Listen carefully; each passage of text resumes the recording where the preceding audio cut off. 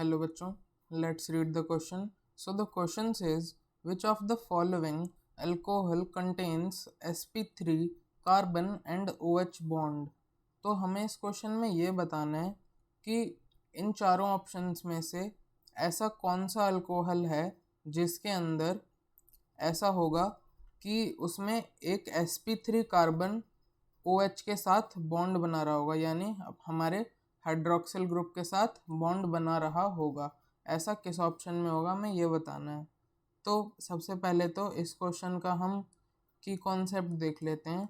तो इस क्वेश्चन का की कॉन्सेप्ट जो है वो होना चाहिए अंडरस्टैंडिंग ऑफ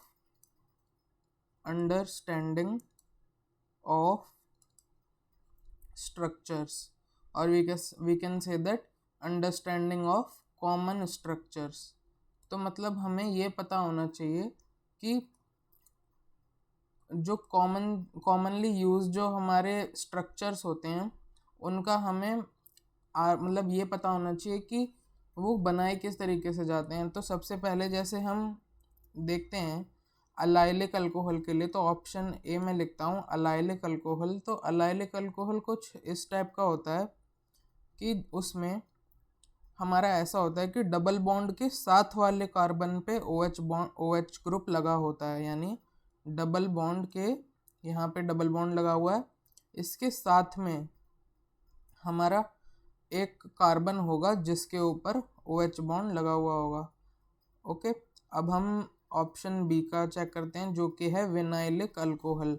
तो विनाइलिक अल्कोहल एक ऐसा अल्कोहल होता है जिसमें OH ग्रुप डबल बॉन्ड वाले कार्बन पर ही आता है।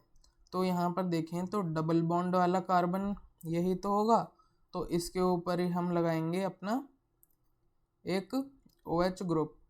तो ये हमारा विनाइलिक अल्कोहल हो गया। अब ऑप्शन सी देखते हैं जिसके अंदर हमें दे रखा है फिनॉल।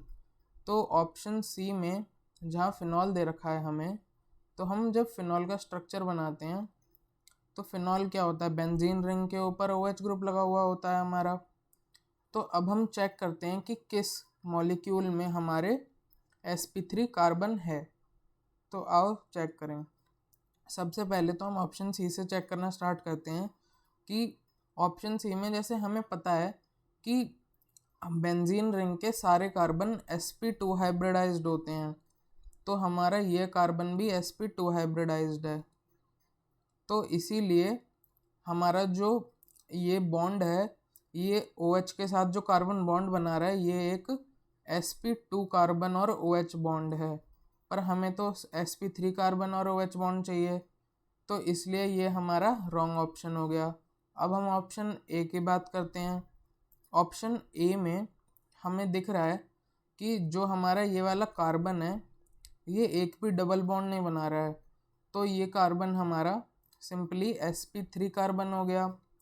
तो अगर ये sp3 कार्बन है और इससे OH ग्रुप जुड़ा हुआ है, तो ये तो हमारी कंडीशंस फुलफिल कर रहा है कि हमें यही तो चाहिए था कि कार्बन sp3 होना चाहिए और उसके साथ OH जुड़ा हुआ होना चाहिए, यानी OH का बॉन्ड होना चाहिए। तो ये हमारा करेक्ट ऑप्शन होना चाहिए। अब हम देखते हैं ऑप्शन बी के लिए। तो हम ऑप्शन बी को ऐसे भी लिख सकते हैं कि CH2 डबल बॉन्ड CHOH।